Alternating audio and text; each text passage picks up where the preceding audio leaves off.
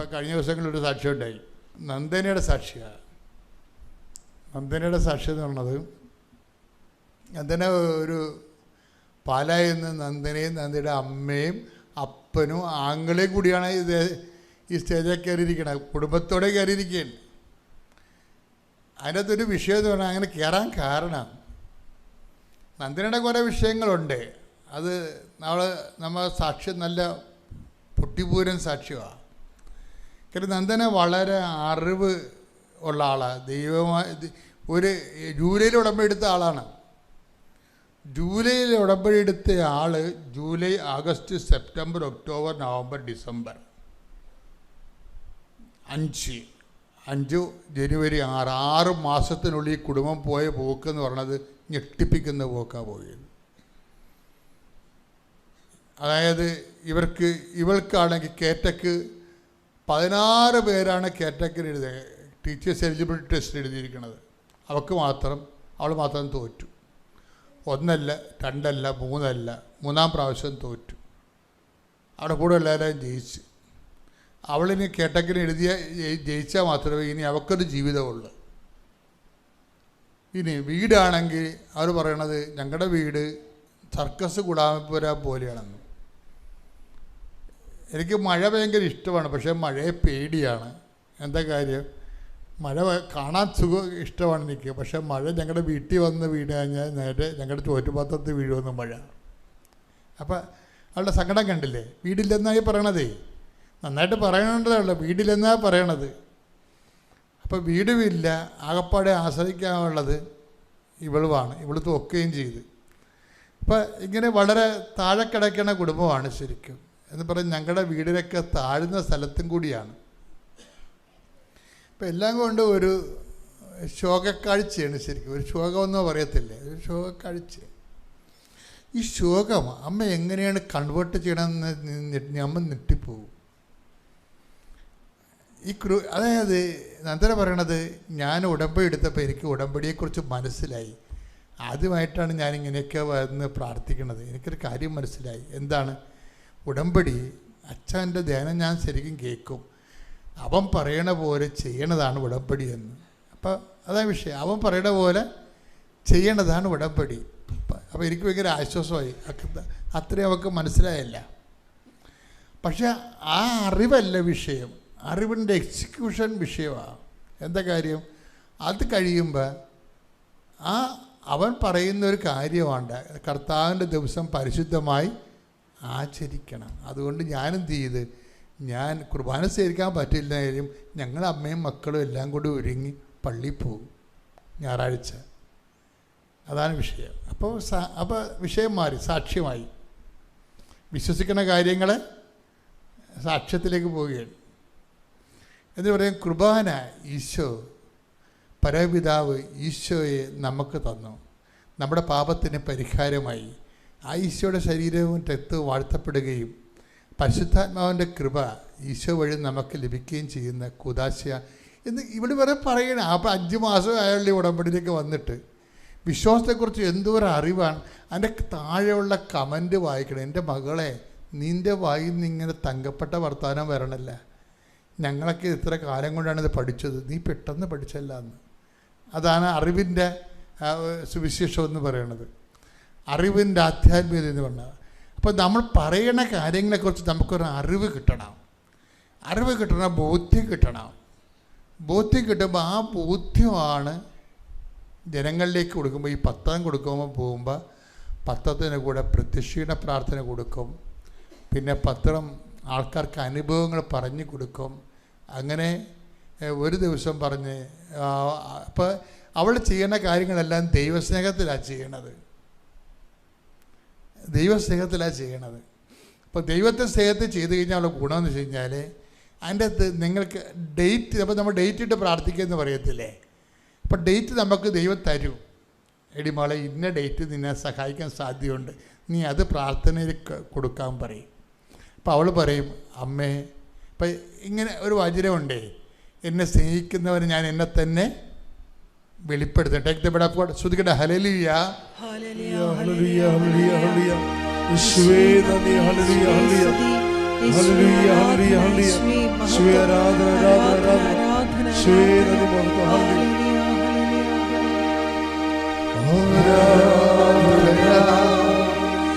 ആരാധന യേശുവേ ആരാധന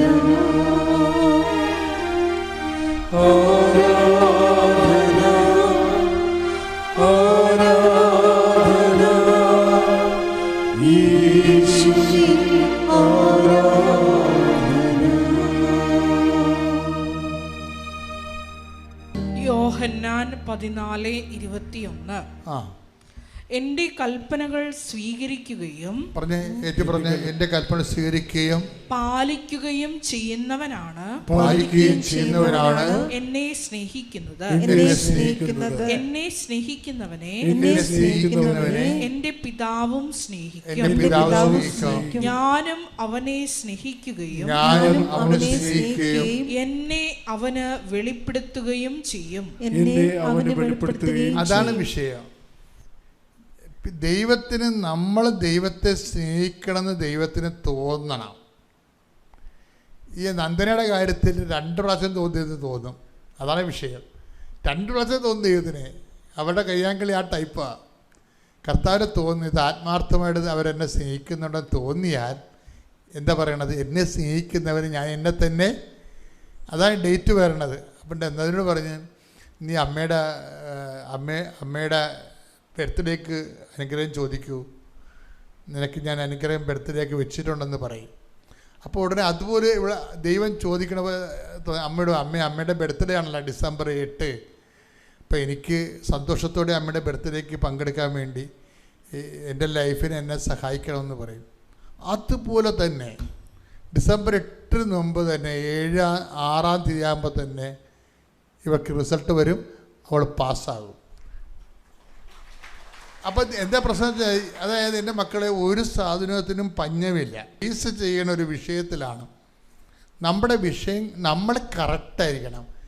ദൈവത്തിന് തോന്നണം നമ്മൾ ദൈവത്തിൻ്റെ ആളാണെന്ന് തോന്നണം. അല്ല സായിപ്പിനെ കാണുമ്പോൾ കവാത്ത് മറന്നാൽ ദൈവം കൈയും കാലും തല്ലി പിടിക്കും, ഒരു സംശയമില്ല. എന്തിനാണ് ഈ പേപ്പട്ടി ഈ വിഷം കെട്ടാൻ വേണ്ടി എൻ്റെ മുമ്പിൽ വന്ന് അഭ്യാസം കാണിക്കുന്നത്? വയറ്റിപ്പഴപ്പിനല്ലേ, ഇറങ്ങിപ്പൊടിയെന്ന് പറയും. അങ്ങനെ അഭ്യാസം കാണിക്കരുത്. നിങ്ങൾ കസിൻ്റെ കയ്യിലുണ്ടെന്ന് പറഞ്ഞുകൊണ്ട് പത്രം കൊടുക്കത്തില്ല. എന്താ കസിന് എൻ്റെ കൂടെ പള്ളി വരുന്നുണ്ട്, അവളെന്നെ തോന്നി പറയും, അതൊരു പത്രം പിന്നെ കൊടുക്കാമെന്ന്. അപ്പം കസിനെ കണ്ടപ്പോൾ സായപ്പിനെ കണ്ടപ്പോൾ കവാത്ത് മറന്നില്ലേ? നീ പിടികൊടുത്തില്ല ദൈവത്തിന്. നിൻ്റെ എല്ലാ ഫ്രോഡ് പരിപാടിയും ദൈവത്തിന് മനസ്സിലായില്ലേ? ദൈവത്തോടുള്ള അടുപ്പവും സ്നേഹവും ഒരു കസിനെ കൊണ്ട് കളയാവുന്നേ ഉള്ളതെങ്കിൽ പിന്നെ നീ എന്തിനാണ് ചമഞ്ഞ് കെട്ടി ക്രിസ്ത്യാനിയായിട്ട് നടക്കുന്നത്? ഇറങ്ങി പൊടിയെന്ന് പറയുന്നു. കാര്യം എന്താ? കാര്യം നിന്നേക്കാൾ വിശ്വാസമുള്ളവർ നിൻ്റെ പുറകെ വരുന്നുണ്ട്. അതെപ്പോഴും നമ്മൾ ശ്രദ്ധിക്കണം. നമ്മളാ പാരമ്പര്യ വിശ്വാസികൾ എപ്പോഴും ഒരു അപകട മേഖലയിലാണ്. കാര്യം എന്താ വെച്ച് കഴിഞ്ഞാൽ അവർ ഈ പാരമ്പര്യം പറഞ്ഞുകൊണ്ടിരുന്നുണ്ടെങ്കിലും ഇന്ന് വരെ ദൈവത്തിനൊരു പ്രയോജനമില്ല. 10 പൈസക്ക് ആർക്കും ദൈവത്തിന് വേണ്ടി ഒരു വിശ്വാസം കൈമാറിയിട്ടില്ല, ആരോടും വിശ്വാസം കൈമാറിയിട്ടില്ല, ആരോടും ക്രിസ്തുവിനെക്കുറിച്ച് പറഞ്ഞിട്ടില്ല. ക്രിസ്ത്യാനി എന്ന് പറഞ്ഞ ഒരു സ്റ്റാറ്റസായിട്ട് അങ്ങനെ അണിഞ്ഞ് ചമഞ്ഞ് നടക്കണമെന്നല്ലാതെ ആകാശിൻ്റെ ഗുണം ഈ വ്യക്തിയെക്കൊണ്ട് ദൈവത്തിനുണ്ടായിട്ടില്ല. ഒരു അവിശ്വാസിയോട് പോലും നീ വിശ്വാസത്തെക്കുറിച്ച് സംസാരിച്ചിട്ടില്ല. അതുകൊണ്ട് നീ ദാരിദ്ര്യരേഖയുടെ താഴെ കിടക്കുകയാണ്. ശരിക്കും BPL എന്ന് പറഞ്ഞാൽ ആരാണ്? നീയാണ് BPL. യഥാർത്ഥത്തിൽ ആധ്യാത്മിക മേഖലയിലെ BPL ആണ് നീ. എന്താ കാര്യം? Below poverty line. കർത്താവിനെ കൈമാറിയിട്ടില്ല. വിശ്വാസം കിട്ടിയിട്ട് 10-40 വർഷങ്ങളാണെങ്കിൽ നീ ഇവിടെ ജീവിച്ചതും പട്ടി ജീവിച്ചതും കണക്കാണ്. പട്ടി 40 വർഷത്തിൽ മരിക്കുന്ന ആളാണ് പട്ടി. നീയും മരിച്ചു. പട്ടിയും കർത്താവിനെ കൈമാറിയില്ല, നീയും കൈമാറിയില്ല. പട്ടിക്ക് കർത്താവിനെ കിട്ടാഞ്ഞിട്ട് കൈമാറാഞ്ഞാണെന്ന് പട്ടിക്ക് പറഞ്ഞു നിൽക്കാൻ പറ്റൂ. നിനക്ക് കർത്താവിനെ കിട്ടിയിട്ട് കൈമാറിയില്ല. ഇത് ഒറ്റ നടക്ക് പോകത്തില്ല മോളെ. പ്രാർത്ഥിക്കുക. കർത്താവായ ദൈവമേ, വിശ്വാസം കൈമാറുന്നതിനായി എനിക്ക് കിട്ടുന്ന അവസരങ്ങളെ അപ്പോസ്തലിക ധീരതയോടെ കൈമാറാൻ എന്നെ സഹായിക്കണമേ. ശ്രദ്ധിക്കട്ടെ. ഹല്ലേലൂയ.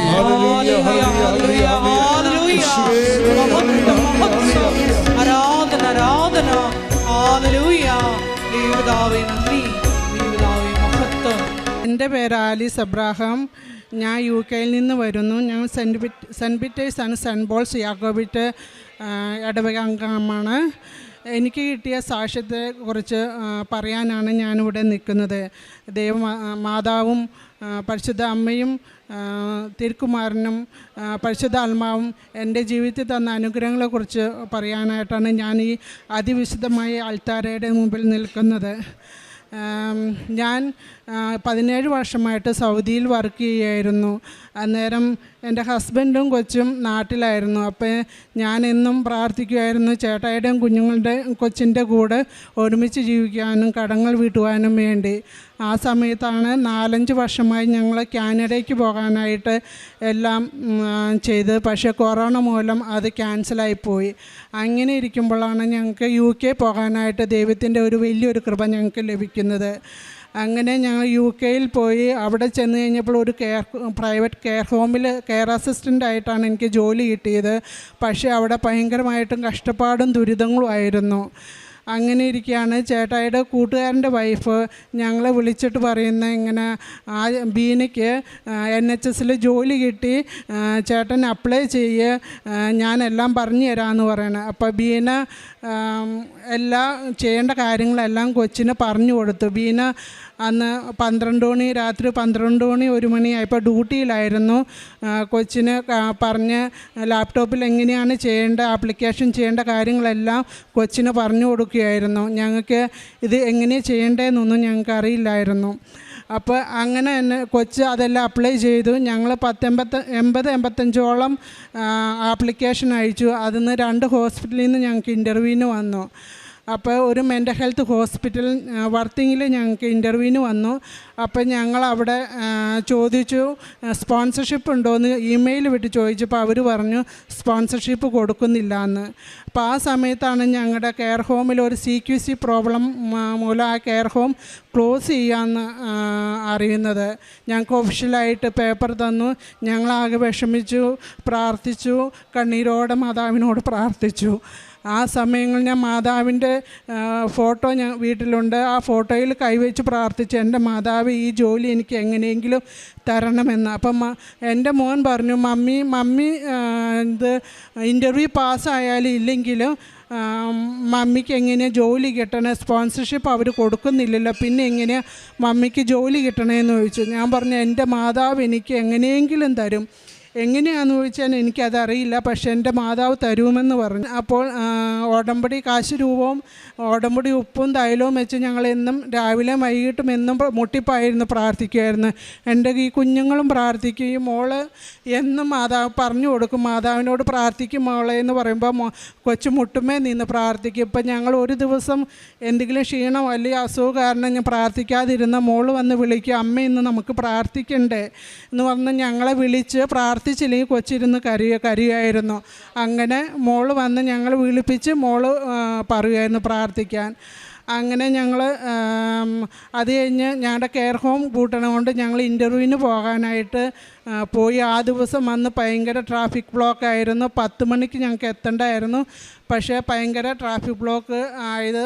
അപ്പം ഞാൻ ചേട്ടായിയോട് പറഞ്ഞു, നമുക്ക് ഈ സഹനങ്ങളും കഷ്ടങ്ങളും എല്ലാം തരുന്നത് ഈ ജോലി എനിക്ക് കിട്ടാൻ വേണ്ടിയിട്ടാണെന്ന് പറഞ്ഞു. അപ്പോൾ അന്നേരം ചേട്ടായി പറഞ്ഞു, നിനക്ക് എങ്ങനെ ജോലി കിട്ടും, അത് ഇൻ്റർവ്യൂ പാസ്സായാലും സ്പോൺസർഷിപ്പ് അവർ കൊടുക്കുന്നില്ലല്ലോ, പിന്നെ നിനക്ക് എങ്ങനെ ജോലി കിട്ടും. അപ്പം ഞാൻ പറഞ്ഞു, അതൊന്നും എനിക്കറിയില്ല, പക്ഷേ എൻ്റെ മാതാവ് എനിക്ക് തരും, അതുകൊണ്ടാണ് ഈ സഹനങ്ങളെല്ലാം എനിക്ക് തരണേന്ന് പറഞ്ഞു. അങ്ങനെ ഞങ്ങളുടെ പള്ളിയിലുള്ള എബിൻ എന്ന് പറഞ്ഞ പുള്ളിക്കാരൻ ഞങ്ങളെ ഇൻ്റർവ്യൂവിന് കൊണ്ടുപോയി. അപ്പോൾ എബിൻ പറഞ്ഞു, ഞാൻ 10-15 വർഷമായിട്ട് ഇതുവരെയും അവിടെ ഒരു സ്പോൺസർഷിപ്പ് കൊടുക്കുന്നതായിട്ട് ഞാൻ കേട്ടിട്ടില്ല, എന്നാലും നിങ്ങളുടെ കെയർ ഹോം പൂട്ടുകയല്ലേ, അപ്പോൾ നിങ്ങൾക്ക് ജോലിക്ക് വേണ്ടി ഇൻ്റർവ്യൂവിന് പോകണമല്ലോ, അപ്പോൾ ഇവിടെ ഇൻ്റർവ്യൂവിന് പോയിക്കോ, അതൊരു എക്സ്പീരിയൻസ് ആവുന്നല്ലോ എന്ന് പറഞ്ഞാണ് ഞങ്ങൾ കെയർ ഹോമിൽ ഞങ്ങൾ ഹോസ്പിറ്റലിൽ ഇൻ്റർവ്യൂവിന് പോകുന്നത്. അവിടെ ചെന്ന് ഞങ്ങളെ എല്ലാവരെയും ഇൻ്റർവ്യൂവിനുള്ള എല്ലാവരെയും അകത്ത് കയറ്റി മേട്ടൻ ആദ്യം പറയുന്നത് ഇവിടെ സ്പോൺസർഷിപ്പ് കൊടുക്കുമെന്നാണ് പറയണത്. അപ്പോൾ എനിക്കൊരു സംശയം, ഞാൻ കേട്ടത് ശരിയാണോ ഇല്ലയോ എന്ന്. അപ്പോൾ അടുത്തിരുന്ന കൊച്ചിനോട് ചോദിച്ചു, സ്പോൺസർഷിപ്പ് കിട്ടുമെന്നല്ലേ കൊടുക്കുമെന്നല്ലേ പറഞ്ഞതെന്ന് ചോദിച്ചപ്പോൾ അവർ പറഞ്ഞു അതേന്ന് പറഞ്ഞു. അപ്പോൾ എനിക്ക് അന്നേരം മനസ്സിലായി, അമ്മ എൻ്റെ കൂടെയുണ്ട്, എനിക്ക് വേണ്ടിയിട്ടാണ് ഈ നിയമം മാതാവ് മാറ്റി എഴുതിയതെന്ന് മനസ്സിലായി. മനസ്സിലായി. കാരണം എല്ലാവരും പറഞ്ഞു ആദ്യമായിട്ടാണ് അവിടെ ഒരു സ്പോൺസർഷിപ്പ് കൊടുക്കണേന്ന്. അപ്പോൾ ഞാൻ 8 പേര് ഇൻ്റർവ്യൂവിനുണ്ടായിരുന്നു.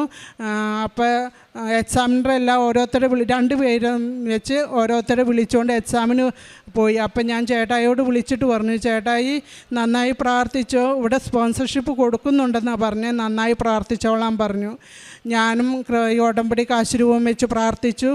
ഹോസ്പിറ്റലിൽ ഞാൻ ആദ്യം കയറുന്നതിന് മുമ്പ് ഉടമ്പടി തൈലോ ഉടമ്പടി ഉപ്പും ഞാൻ ഡോറിലിട്ട് പ്രാർത്ഥിച്ച് വിശ്വാസ പ്രമാണം ചൊല്ലിയാണ് ഞാൻ കയറിയത്. അപ്പോൾ ചേട്ടായി ഫോൺ എടുക്കാൻ പുറത്ത് പോയപ്പോൾ അവിടെ ജോലി ചെയ്യുന്ന ഡിജി ചേട്ടൻ വന്ന് എന്നാ ചെറിയാച്ച കുഴപ്പമെന്ന് ചോദിച്ചു. അപ്പം ഞാൻ ചേട്ടായി എല്ലാ കാര്യങ്ങളും ഇങ്ങനെ പറഞ്ഞു, ഇങ്ങനെയാണ് പ്രശ്നങ്ങളെന്ന് പറഞ്ഞപ്പോൾ ഞാൻ പറയാം, ഞാൻ നിങ്ങൾക്ക് വേണ്ടി റെക്കമെൻഡ് ചെയ്യാമെന്ന് പറഞ്ഞു. അത് കഴിഞ്ഞ് ഞാൻ ഇൻ്റർവ്യൂവിന് പോയി. അപ്പോൾ മേട്ടറും വന്നിട്ട് ചോദിച്ചു, ആടെ ഹസ്ബൻഡാണ് ഈ പുറത്ത് നിൽക്കുന്നത്, അവർ വരാൻ പറഞ്ഞു. അങ്ങനെ ഞാൻ ഇൻ്റർവ്യൂവിന് പോയി. ഇൻ്റർവ്യൂവിന് പോയപ്പോൾ ഇൻ്റർവ്യൂവിൻ്റെ റൂമിൽ കയറുന്ന സമയത്ത് ഞാൻ ഉടമ്പടി ഉപ്പും കാശുരൂപത്തിൽ കൈ പിടിച്ചുകൊണ്ട് തന്നെയാണ് ഞാൻ ഇൻ്റർവ്യൂ അറ്റൻഡ് ചെയ്തത്. അപ്പോൾ ചേട്ടായി എന്നോട് പറഞ്ഞു, നീ ഇൻ്റർവ്യൂവിന് പോകുമ്പോൾ സ്മാർട്ടായിട്ട് നിൽക്കണം, സ്റ്റഡി ആയിട്ട് നിൽക്കണം എന്നൊക്കെ പറഞ്ഞു. എങ്കിൽ പോലും ഞാൻ അതൊന്നും നോക്കാതെ കാശുരൂപത്തിന് കൈ വിടാതെ കാശുരൂപം പിടിച്ചുകൊണ്ട് തന്നെ ഞാൻ ഇൻ്റർവ്യൂ അറ്റൻഡ് ചെയ്തു. അപ്പോൾ എനിക്ക് കാണാമായിരുന്നു ചേട്ടായി ആ റൂമിൻ്റെ കോറിഡോറിൽ നിന്ന് കാശുരൂപം ചേട്ടായി കൈ പിടിച്ചുകൊണ്ട് പ്രാർത്ഥിച്ചുകൊണ്ട് നടക്കുന്നത്. അങ്ങനെ ഇൻ്റർവ്യൂ കഴിഞ്ഞു ഞങ്ങൾ പുറത്തിറങ്ങി. അപ്പോൾ എന്നോട് ചോദിച്ചു, ഇൻ്റർവ്യൂ എങ്ങനെ ഉണ്ടായിരുന്നു? ഞാൻ പറഞ്ഞു, അറിയാവുന്നതൊക്കെ പറഞ്ഞു, പക്ഷേ എല്ലാം ദൈവത്തിൻ്റെ കയ്യിലാണ്, ദൈവത്തിൻ്റെ ഇഷ്ടം എന്താണ് അതുപോലെ നിറവേറട്ടെ എന്ന് പറഞ്ഞു. അങ്ങനെ വീട്ടിൽ ചെന്നു, ഞങ്ങൾ പ്രാർത്ഥിച്ചു. ഞങ്ങൾ ഇൻ്റർവ്യൂവിന് പോണതിന് മുമ്പ് ഞാൻ ഇവിടെ സാക്ഷ്യങ്ങളും ഡെയിലി ബ്രെഡും പിന്നെ ചൊവ്വാഴ്ചത്തെ ഉടമ്പടി ധ്യാനം എല്ലാം കൂടിയിട്ടാണ് ഞാൻ ഇൻ്റർവ്യൂവിന് പോയത്. 2 ദിവസം കഴിഞ്ഞ് എനിക്ക് പറഞ്ഞു ഇൻ്റർവ്യൂവിന് സെലക്ഷനായെന്ന് പറഞ്ഞ് ഇമെയിൽ വന്നു. അതേസമയം തന്നെ ഞാൻ വേറെ 2 നേഴ്സിംഗ് ഹോമിൽ ഇൻ്റർവ്യൂവിന് പോയായിരുന്നു. അവിടെയും ഞാൻ ഉടമ്പടി ഉപ്പിട്ട് കാശുരൂപം പിടിച്ച് പ്രാർത്ഥിച്ചുകൊണ്ടാണ് ഇൻ്റർവ്യൂവിന് പോയത്. അപ്പോൾ ഈ നേഴ്സിംഗ് ഹോമിൽ പ്രൈവറ്റ് സാലറി നല്ലതുണ്ട്, ഒരു നേഴ്സിംഗ് ഹോമിൽ എനിക്ക് മെഡിക്കേഷൻ കൊടുക്കാനായിരുന്നു. അപ്പോൾ ഞങ്ങളിവിടെ ഉടമ്പടി എടുത്തപ്പോൾ ചേട്ടായി പറഞ്ഞു, എനിക്ക് NHSൽ ഗവൺമെൻറ്റിൽ ജോലി കിട്ടണമെന്ന് ഉടമ്പടിയിൽ വെച്ചായിരുന്നു. അതുപോലെ ഞാൻ ഡേറ്റ് ഇട്ട് പ്രാർത്ഥിച്ചായിരുന്നു, 1 വർഷത്തിനുള്ളിൽ എനിക്ക് NHSൽ ജോലി കിട്ടണമെന്ന് പ്രാർത്ഥിച്ചു. ഇവിടെ NHSൽ സാലറി കുറവാണെങ്കിൽ ഞങ്ങൾ ഉടമ്പടിയിൽ വെച്ച പ്രകാരം തന്നെ ഞങ്ങൾ NHSൽ ജോലിക്ക് കയറി. അതിനുശേഷം ഞങ്ങൾക്ക് ഒത്തിരിയേറെ കഷ്ടപ്പാടും ദുരിതങ്ങളും സാമ്പത്തിക ബുദ്ധിമുട്ടുകളും ഞങ്ങളുടെ ജീവിതത്തിലുണ്ടായിട്ടുണ്ട്. അതെല്ലാം ഞങ്ങളുടെ എല്ലാം തീർക്കാനുള്ള പൈസകളൊക്കെ മാതാവ് തരുന്നത്. പക്ഷേ ആ സമയത്ത് ആർക്ക് എത്രയാണോ കൊടുക്കേണ്ടത് ആ പൈസ ഞങ്ങൾക്ക് എവിടെന്നെങ്കിലും മാതാവ് ഞങ്ങളുടെ കൈകളിൽ എത്തിക്കും. ഞങ്ങൾ എന്നും മാതാവിൻ്റെ രൂപത്തിൽ ഞാൻ കൈവച്ച് പ്രാർത്ഥിക്കും. അപ്പോൾ ചേട്ടായി പറയും, നീ ആ മാതാവിൻ്റെ ഫോട്ടോയിൽ കൈവച്ചായത് ചെളിയാക്കാതെ. അപ്പം ഞാൻ പറയും, ഞാനും മാതാവും തമ്മിലൊരു ബന്ധമുണ്ട്, എനിക്ക് അതിൽ കൈവച്ച് പ്രാർത്ഥിച്ചു കഴിഞ്ഞാൽ എനിക്ക് മാതാവ് എനിക്കത് തരുമെന്ന് ഉറപ്പുണ്ടെന്ന് പറഞ്ഞു. അതുപോലെ തന്നെ ചേട്ടായി ഒരു നേഴ്സിംഗ് ഹോമിൽ ജോലിക്ക് വേണ്ടി അപ്ലൈ ചെയ്തു. ഇൻ്റർവ്യൂവിന് ചെന്നു. ചേട്ടായിക്ക് ഇംഗ്ലീഷൊന്നും അറിയില്ലായിരുന്നു. അപ്പോൾ ചേട്ടായിനെ ആദ്യം അവർ സെലക്ട് ചെയ്തില്ല. എങ്കിലും ഞങ്ങൾ കാശുരൂപം വെച്ച് പ്രാർത്ഥിച്ചു. ഞങ്ങൾ തിരിച്ച് വീട്ടിൽ പോകാനായിട്ട് പോയി. അപ്പം ഞാൻ പറഞ്ഞു, സാരമില്ല ചേട്ടായി, നമുക്ക് വേറെ എന്തെങ്കിലും വഴി ദൈവം കാണിച്ചു തരുമെന്ന് പറഞ്ഞു. അങ്ങനെ തന്നെ ഞങ്ങൾ പോകാനായിട്ട് തിരിഞ്ഞപ്പോൾ അവിടെ മലയാളി ഒരു സ്റ്റാഫ് വന്നിട്ട് ഞങ്ങളോട് പറഞ്ഞു, നിങ്ങളെ മാനേജർ വിളിക്കണമെന്ന് പറഞ്ഞു. ഞങ്ങൾ ചേട്ടായി തിരിച്ച് മാനേജറിൻ്റെ അടുത്ത് ചെന്നു. അപ്പോൾ മാനേജർ ഇംഗ്ലീഷിൽ സംസാരിച്ചു. അപ്പോൾ ആ മലയാളി സ്റ്റാഫ് അത് ട്രാൻസ്ലേറ്റ് ചെയ്ത് കൊടുത്തു.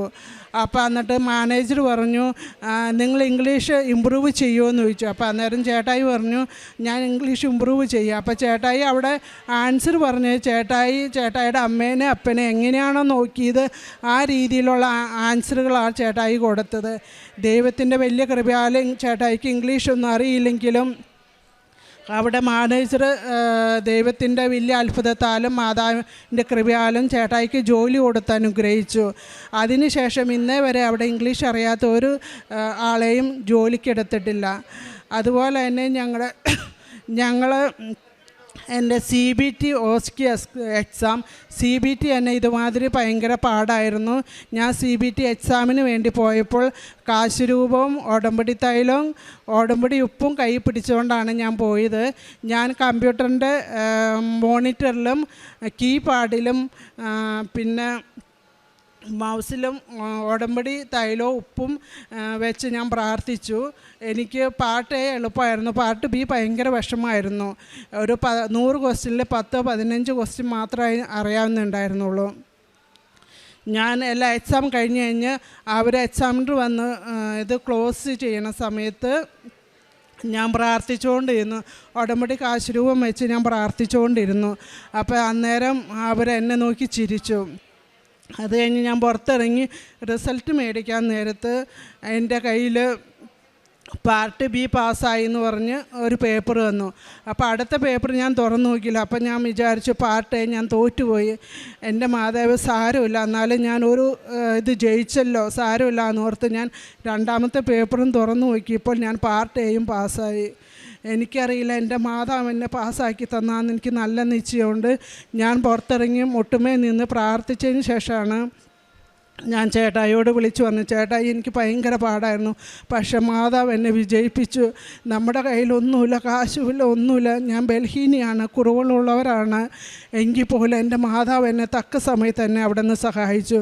ഞാൻ ഓരോ ഇൻ്റർവ്യൂവിനായാലും എക്സാമിന് പോകുമ്പോഴും ഞാൻ വചനങ്ങളെടുത്ത് പ്രാർത്ഥിച്ചുകൊണ്ടാണ് പോയിക്കൊണ്ടിരുന്നത്. അതുപോലെ തന്നെ OSCE എക്സാമിൻ്റെ സമയത്തായാലും ഞങ്ങൾക്ക് 2-3 ലക്ഷത്തിൻ്റെ അടുത്ത് പൈസ വേണമായിരുന്നു. ഞങ്ങളുടെ ഈ പൈസയൊന്നും ഇല്ലായിരുന്നു. ഞങ്ങളാകെ വിഷമിച്ചിരുന്ന സമയത്ത് ഇവിടെ അച്ഛൻ്റെ ഉടമ്പടി ധ്യാനം ഞങ്ങൾ കേട്ടു. അതിൽ അച്ഛൻ പറഞ്ഞായിരുന്നു 72 മണിക്കൂറിനുള്ളിൽ നിങ്ങൾ എന്ത് വിഷമിച്ചാണ് ഇരിക്കുന്ന ആ ഒരു കാര്യം നിങ്ങൾക്ക് സാധിച്ചു കിട്ടും. അത് 2 വർഷത്തിന് ശേഷമായാലും നിങ്ങൾക്കത് സാധിച്ചു കിട്ടുമെന്ന് പറഞ്ഞു. അപ്പോൾ ഞാൻ ചേട്ടായിയോട് പറഞ്ഞു, ചേട്ടായി പ്രാർത്ഥിച്ചോളാൻ പറഞ്ഞു.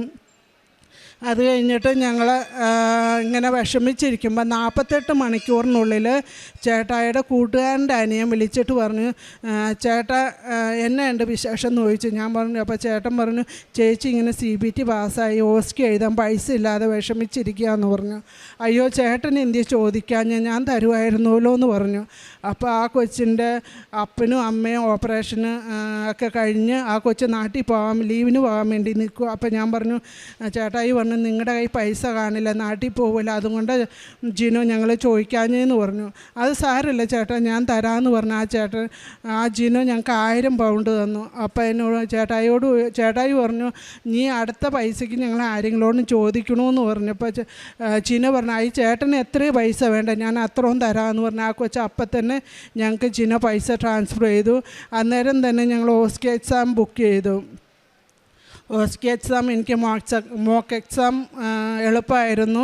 പക്ഷേ അത് കഴിഞ്ഞിട്ടുള്ള ദിവസങ്ങൾ ഞാൻ പ്രാക്ടീസ് ചെയ്യുമ്പോൾ എല്ലാം ഒത്തിരി താന്ന് പോയിക്കൊണ്ടിരുന്നു. കാരണം 5 ദിവസം ഞാൻ പ്രാർത്ഥനയും കുറച്ച് സമയം ഉറങ്ങി, ബാക്കി പഠിപ്പും പ്രാർത്ഥനയായിട്ട് തന്നെ 5 ദിവസങ്ങൾ മുന്നോട്ട് പോയി. അത് കഴിഞ്ഞ് OSCE എക്സാം എഴുതി. പക്ഷേ ഭയങ്കര പാടായിരുന്നു. എനിക്ക് ഓരോന്നിലും ഓരോ മിസ്റ്റേക്ക് ഉള്ളതായി തോന്നി. അവിടെയും ഞാൻ പ്രാർത്ഥിച്ചു. ഉടമ്പടി ഉപ്പും ഉടമ്പടി കാശ് രൂപവും തൈലവും വെച്ച് ഞാൻ പ്രാർത്ഥിച്ചു. അപ്പോൾ അവർ എന്നോട് ചോദിച്ചു, നിങ്ങൾ ഇത് ഞാൻ പറയുന്നതൊന്നും ശ്രദ്ധിക്കുന്നില്ലേ എന്ന് ചോദിച്ചു. അപ്പോൾ ഞാൻ ഇത് പ്രാർത്ഥിച്ചുകൊണ്ടിരിക്കുകയായിരുന്നു. ഞാൻ പറഞ്ഞു ഉവ്വാന്ന് പറഞ്ഞു. അങ്ങനെ എൻ്റെ എക്സാം എല്ലാം കഴിഞ്ഞു. അപ്പോൾ എക്സാം കഴിഞ്ഞ് എല്ലാവരും ഓരോരുത്തരും ഓരോ അഭിപ്രായം പറഞ്ഞു. എനിക്കൊന്നും പറയാനുണ്ടായില്ല, കാരണം ഞാൻ ഭയങ്കര മനോവിഷമത്തോടുകൂടിയാണ് എക്സാം കഴിഞ്ഞ് പുറത്തിറങ്ങിയത്. അപ്പോൾ ചേട്ടായി ചോദിച്ചു എങ്ങനെയുണ്ട് എക്സാം? ഞാൻ പറഞ്ഞു എനിക്കൊന്നും അറിയില്ല, ദൈവം എന്താണ് തീരുമാനിക്കണേ, ദൈവത്തിൻ്റെ ഇഷ്ടം മാതിരി നടക്കട്ടെ എന്ന് പറഞ്ഞു. ഞങ്ങൾ പ്രാർത്ഥിച്ചുകൊണ്ടിരുന്നു. പിറ്റേ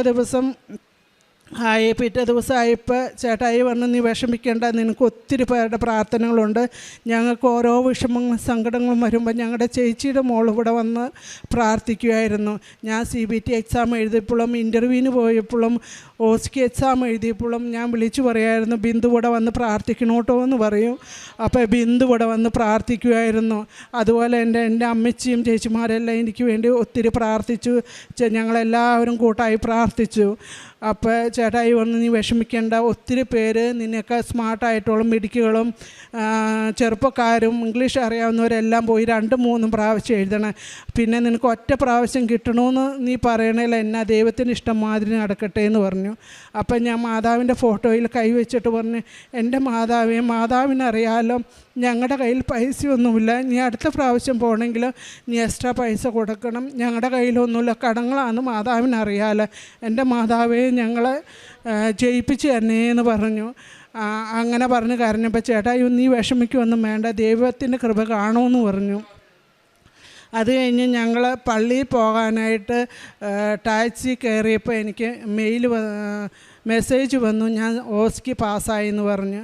ഞാൻ ആദ്യമേ തന്നെ എൻ്റെ ഉടമ്പടി കാശ് രൂപം കഴുത്തിലുണ്ട്, ആ കാശ് രൂപം പിടിച്ചുകൊണ്ട് ഞാൻ നന്ദി പറഞ്ഞു മാതാവിനോട്. അത് കഴിഞ്ഞിട്ട് പിന്നെ ഞങ്ങൾക്ക് ID ചെക്കിനായിരുന്നു. ID ചെക്കിനായാലും ഞങ്ങൾക്ക് ഒത്തിരി പ്രശ്നങ്ങളുണ്ടായിരുന്നു. എൻ്റെ ID ചെക്കിൽ എൻ്റെ നേഴ്സിങ്ങിൻ്റെ ക്വാളിഫിക്കേഷൻ സർട്ടിഫിക്കറ്റ് കാണുന്നില്ലായിരുന്നു. അപ്പോൾ എനിക്കത് എവിടെയാണ് പോയത്, എങ്ങനെയാണ് പോയതെന്നൊന്നും അറിയില്ല. അപ്പോൾ ഞാൻ ജോലിക്ക് നടന്നു പോകുമ്പോൾ പ്രാർത്ഥിക്കുമായിരുന്നു, എൻ്റെ മാതാവേ എനിക്ക് ബലഹീനതകളുണ്ട്, കുറവുകളുണ്ട്, എനിക്കത് എവിടെയാണ് നഷ്ടപ്പെട്ടതെന്ന് എനിക്കറിയില്ല മാതാവേ, എങ്ങനെയാണ് പോയതെന്ന് ഒരു ബോധ്യമൊന്നുമില്ല, നീ മാതാവ് എനിക്ക് കാണിച്ചു തന്നെയെന്ന് പറഞ്ഞു. അങ്ങനെ ഞങ്ങൾ കേരള കൗൺസിൽ വിളിച്ച് ചോദിച്ചപ്പോൾ അവിടെ ഇല്ലെന്ന് പറഞ്ഞു. ഞങ്ങളുടെ വീട്ടിലെ ഭാഗവും കാര്യങ്ങളെല്ലാം അന്വേഷിച്ചു, അവിടെയൊന്നും കണ്ടെത്തിയില്ല. എൻ്റെ ചേച്ചിയുടെ മോനെ കേരള കൗൺസിൽ വിട്ടു, അവിടെയും ഇല്ലെന്ന് പറഞ്ഞു. അത് കഴിഞ്ഞ് ഒരു ദിവസം ചേട്ടായി എന്നോട് പറഞ്ഞു, നീ അതിന് ആപ്ലിക്കേഷൻ കൊടുക്കാൻ പറഞ്ഞു, ഡ്യൂപ്ലിക്കേറ്റ് കിട്ടാൻ വേണ്ടി. ഞാൻ ഡ്യൂപ്ലിക്കേറ്റ് അപ്പോൾ അതിനു മുമ്പായിട്ട് ഞാൻ ലൈറ്റ് ക്യാൻഡിൽ പ്രെയർ വിട്ടു, ഇങ്ങോട്ട് പ്രാർത്ഥിക്കാൻ വേണ്ടി വിളിച്ചു പറഞ്ഞായിരുന്നു. എൻ്റെ ഓസ്കി CBT എക്സാമിന് ഞാൻ ഇങ്ങോട്ട് വിളിച്ചു പറഞ്ഞായിരുന്നു, എനിക്ക് പ്രാർത്ഥിക്കണേന്ന് പറഞ്ഞു. അപ്പോൾ അവിടെ നിന്നെല്ലാം ഓരോ വചനങ്ങൾ എനിക്ക് തരുമായിരുന്നു. ആ വചനങ്ങൾ വെച്ച് ഞാൻ പ്രാർത്ഥിച്ചുകൊണ്ട് പോകുമായിരുന്നു. അപ്പോൾ അന്നേരം അവരെനിക്കൊരു ഇവിടുന്ന് പറഞ്ഞപ്പോൾ പറഞ്ഞു സർട്ടിഫിക്കറ്റ് എന്നായാലും കിട്ടുമെന്ന് പറഞ്ഞു. ഒരു ദിവസം ചേട്ടായി ഉറങ്ങിയപ്പോൾ സ്വപ്നത്തിൽ കണ്ടു, ചേട്ടായിയുടെ കയ്യിൽ സർട്ടിഫിക്കറ്റ് കിട്ടുന്നതായിട്ട് സ്വപ്നം കണ്ടു. അപ്പോൾ എന്നോട് പറഞ്ഞു, എടി സർട്ടിഫിക്കറ്റ് കിട്ടിയിടി എന്ന് പറയുമ്പോഴത്തേക്കും ഞാൻ പറയുകയാണ്, ചേട്ടായി ഞാൻ ആദ്യം മാതാവിൻ്റെ അടുത്ത് ചെന്ന് നന്ദി പറഞ്ഞിട്ട് വരാട്ടോ എന്ന് പറഞ്ഞു. ഞാൻ ആ സർട്ടിഫിക്കറ്റ് പോലും നോക്കാതെ മാതാവിൻ്റെ അടുത്ത് പോയി പ്രാർത്ഥിച്ച് ഞാൻ നന്ദി പറയുകയാണ്. അപ്പോഴത്തേക്കും ചേട്ടായി എണീറ്റു. അപ്പോൾ ഞാൻ ചോദിച്ചു, ചേട്ടായി ഈ സർട്ടിഫിക്കറ്റ് എവിടെ നിന്നാണ്, ഏത് ബാഗിൽ നിന്നാണെന്ന് അറിയാമോ എന്ന് ചോദിച്ചു. അപ്പോൾ ചേട്ടായി പറഞ്ഞു, അതൊന്നും എനിക്കറിയില്ല എന്ന് പറഞ്ഞു. ID ചെക്കിന് പോണ 2 ദിവസം മുമ്പ് ഞാൻ കേരള കൗൺസിലോട്ട് വിളിച്ചു ചോദിച്ചപ്പോൾ അവരെന്നോട് ഇങ്ങോട്ട് പറഞ്ഞു, മോളുടെ പേര് ആലിസ് എബ്രാഹം അല്ലേ, ഡേറ്റ് ഓഫ് ബർത്ത് പറഞ്ഞു, രജിസ്ട്രേഷൻ നമ്പർ പറഞ്ഞു, ഈ സർട്ടിഫിക്കറ്റ് ഇവിടെയുണ്ട്, നിങ്ങളൊരു റിക്വസ്റ്റ് കൊടുത്താൽ മതി കിട്ടുമെന്ന്. എങ്കിൽ പോലും ഞങ്ങൾക്ക് ID ചെക്കിന് പോകാൻ നേരത്തെ സർട്ടിഫിക്കറ്റ് ഇല്ലാതെ അവർ ID ചെക്ക് കംപ്ലീറ്റ് ആക്കുകയില്ല. ഞാൻ പ്രാർത്ഥിച്ചുകൊണ്ട് അവിടുന്ന് പോയി. എൻ്റെ കൂടെ ഉണ്ടായിരുന്ന കൊച്ചു നല്ല പ്രാർത്ഥന അനുഭവമുള്ള കൊച്ചായിരുന്നു. ആ കൊച്ചിൻ്റെ മമ്മി എനിക്ക് വേണ്ടി വചനം എഴുതി വെച്ച് പ്രാർത്ഥിച്ചു, ഞങ്ങളെല്ലാവരും പ്രാർത്ഥിച്ചു. അന്നേരം അവിടെ ചെന്ന് കഴിഞ്ഞപ്പോൾ ആ എക്സാമിനർ ID ചെക്കിന് ചോദിച്ചു കഴിഞ്ഞപ്പോൾ സർട്ടിഫിക്കറ്റ് ഇല്ല, നേഴ്സിങ്ങിൻ്റെ ക്വാളിഫിക്കേഷൻ സർട്ടിഫിക്കറ്റ് ഇല്ല. അപ്പോൾ ഞാൻ പറഞ്ഞു, എൻ്റെ സർട്ടിഫിക്കറ്റ് ഇങ്ങനെ കേരള കൗൺസിലാണ്, കയ്യിലില്ലെന്ന് പറഞ്ഞു. അപ്പോൾ അവർ പറഞ്ഞു, ഞാൻ പറഞ്ഞു പോസ്റ്റ് BScയുടെ സർട്ടിഫിക്കറ്റ് ഉണ്ടെന്ന് പറഞ്ഞു. എന്നാൽ അത് എന്നിട്ട് നിങ്ങളുടെ കോപ്പി എടുത്ത് തന്നാൽ മതിയെന്ന് പറഞ്ഞു. അങ്ങനെ ഞങ്ങൾ നടക്കില്ല എന്ന് വിചാരിച്ച കാര്യം മാതാവിൻ്റെ വലിയ കൃപയാല ഞങ്ങൾക്ക് ID ചെക്കും കംപ്ലീറ്റ് ചെയ്തു. ഞാനിപ്പോൾ പിൻ നമ്പറിന് വേണ്ടി വെയിറ്റ് ചെയ്യുകയാണ്. അതുപോലെ തന്നെ അച്ഛൻ്റെ ഓഗസ്റ്റ് 8-ന് 6-7 അച്ഛൻ്റെ ധ്യാന ആഷ്ഫോർഡിലുണ്ടായിരുന്നു. ഞങ്ങൾ ആ 2 ദിവസം ധ്യാനത്തിൽ പോയി. ആദ്യം ഇംഗ്ലീഷും മലയാളമായിരുന്നു. ഞങ്ങൾക്ക് ഭയങ്കര ഒരു ബുദ്ധിമുട്ടായിരുന്നു, ഒരു പരിശുദ്ധാത്മാവിൻ്റെ അഭിഷേകമില്ല. അതിൽ കഴിഞ്ഞ് പിറ്റേ ദിവസം ഞാൻ പ്രാർത്ഥിച്ചു എൻ്റെ മോൻ്റെ നിയോഗത്തിന് വേണ്ടിയിട്ട്. എൻ്റെ ദൈവമേ, മോൻ്റെ തലയിൽ അച്ഛൻ കൈവച്ച് പ്രാർത്ഥിക്കണേന്ന് ഞാൻ പ്രാർത്ഥിച്ചുകൊണ്ട് പോയി. അപ്പോൾ അന്ന് അച്ഛൻ പറഞ്ഞു, അത്യാവശ്യമുള്ള 20 പേരുടെ മാത്രമേ പ്രാർത്ഥിപ്പിക്കുകയുള്ളൂ എന്ന് പറഞ്ഞു. എന്നാലും ഞാൻ പ്രാർത്ഥിച്ചുകൊണ്ടിരുന്നു. അച്ഛൻ കടന്നു പോണ വഴി ഈ മോളും അവിടെ അടുത്തുള്ള 2 കുഞ്ഞുങ്ങളും അച്ഛൻ്റെ കയ്യിൽ കൈക്ക് സ്തുതി കൊടുക്കണം മാതിരി കൈകൂപ്പി നിന്നു. അപ്പോൾ അന്നേരം അച്ഛൻ ഇവരുടെ തലയിലും തോളത്തും ഇങ്ങനെ കവിളിലും തട്ടി. അപ്പോൾ എനിക്കത് ഭയങ്കര സന്തോഷമായി. അത് കഴിഞ്ഞ് ഞങ്ങൾ ഉടമ്പടി പുതുക്കുന്നവരെ ഉടമ്പടി എടുക്കുന്നവർക്ക് അച്ഛൻ തലയിൽ കൈവച്ച് പ്രാർത്ഥിച്ച് ഉടമ്പടി കാശുരൂപം കൊടുക്കുന്നുണ്ടായിരുന്നു. അങ്ങനെ ഞങ്ങൾ അച്ഛൻ തലയിൽ കൈവച്ച് പ്രാർത്ഥിച്ചു. എന്നാലും എനിക്കൊരു വിഷമമുണ്ടായിരുന്നു, എൻ്റെ മോൻ്റെ തലയിൽ കയ്യിൽ വെച്ച് പ്രാർത്ഥിച്ചില്ലല്ലോ എന്നും. അങ്ങനെ ഞാൻ പ്രാർത്ഥിച്ചുകൊണ്ടിരിക്കുന്ന സമയത്ത് അവിടെ നിന്ന് അനൗൺസ് ചെയ്യാണ്, ഉടമ്പടി പുതുക്കിയവർക്കും ഉടമ്പടി പുതുക്കിയവരും ഉടമ്പടി എടുത്തവരും അല്ലാത്ത ഇവിടെ വന്നിരിക്കുന്ന എല്ലാവരുടെയും തലയിൽ അച്ഛൻ കൈവച്ച് പ്രാർത്ഥിക്കുന്നുണ്ടെന്ന് പറഞ്ഞു. അപ്പോൾ എനിക്ക് മനസ്സിലായി എൻ്റെ പ്രാർത്ഥന മാതാവ് കേട്ടൊന്ന്. അങ്ങനെ ചേട്ടായും കൊച്ചും മുട്ടുമേ നിന്നു. അച്ഛൻ തലയിൽ കൈവച്ച് പ്രാർത്ഥിച്ചു. അതിന് ശേഷം എൻ്റെ മോന് ഒത്തിരി വ്യത്യാസങ്ങൾ വന്നു. മോൻ പുറത്ത് കുഴപ്പങ്ങളൊന്നുമില്ല, പക്ഷേ വീട്ടിൽ ഭയങ്കരമായിട്ട് വഴക്കും മൊബൈൽ യൂസൊക്കെയാണ്. പക്ഷേ അതിൽ നിന്നൊക്കെ കൊച്ചിന് ഒത്തിരി ചേഞ്ചസ് വന്നിട്ടുണ്ട്.